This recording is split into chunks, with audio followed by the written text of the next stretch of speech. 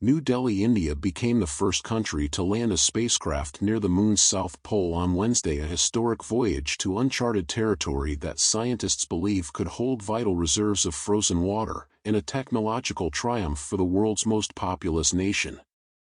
After a failed attempt to land on the Moon in 2019, India now joins the United States, the Soviet Union and China as only the fourth country to achieve this milestone.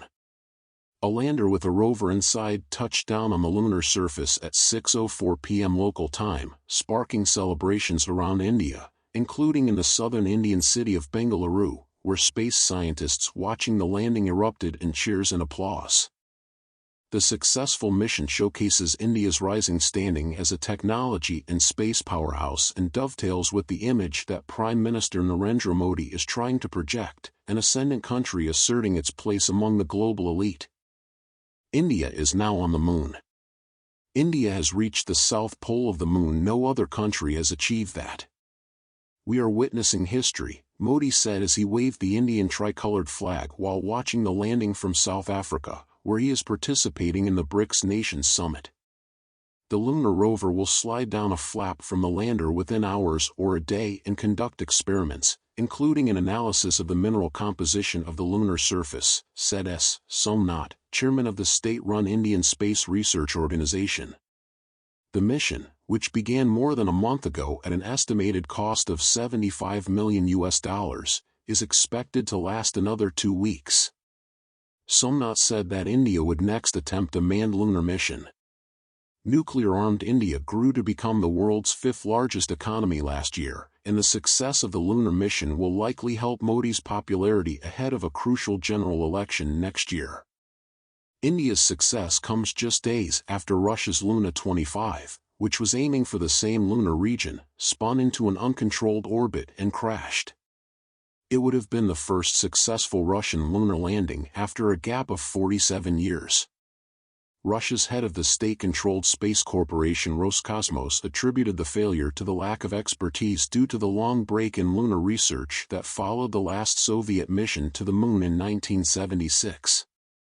Modi's efforts to revitalize India's global standing and to finally shake off the legacy of British colonialization has resonated with many Indians. The Moon landing was seen by many as further proof that their country is a rising, modern superpower. Excited and anxious people across India crowded around televisions in offices, shops, restaurants, and homes. Thousands prayed Tuesday for the success of the mission with oil lamps on the river banks, temples, and religious places, including the holy city of Varanasi in northern India. As the lander approached the lunar surface, dozens of people in a government-run planetarium started praying with folded hands. They switched to cheering and clapping once the lander touched down.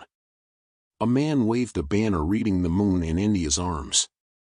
Srini Singh, a New Delhi resident, said she got goosebumps. "It's a very happy moment, you can see the energy. It's beyond words." Mitakshi Sinha, a student, said the successful mission motivated her. "And now I also want to be part of ISRO," she said, referring to the country's space agency. India will host next week's G20 summit, and Modi is expected to use the event to spotlight the country's growing geopolitical clout. Even as it maintains historic ties with Russia, the US and other Western nations continue to woo India, whom they see as a critical bulwark against China's growing influence. Congratulations poured in from around the world to acknowledge India's emergence as a modern space power. "Your success will power the imagination and light the future of people around the world," the U.S. State Department's Bureau of Oceans and International Environmental and Scientific Affairs posted on X, formerly known as Twitter.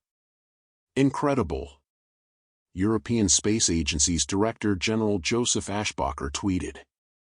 NASA's former science mission chief, Thomas Zurbuchen, who now works at ETH Zurich, a public research university in Switzerland where he is leading its space initiative, said he felt proud of the achievement.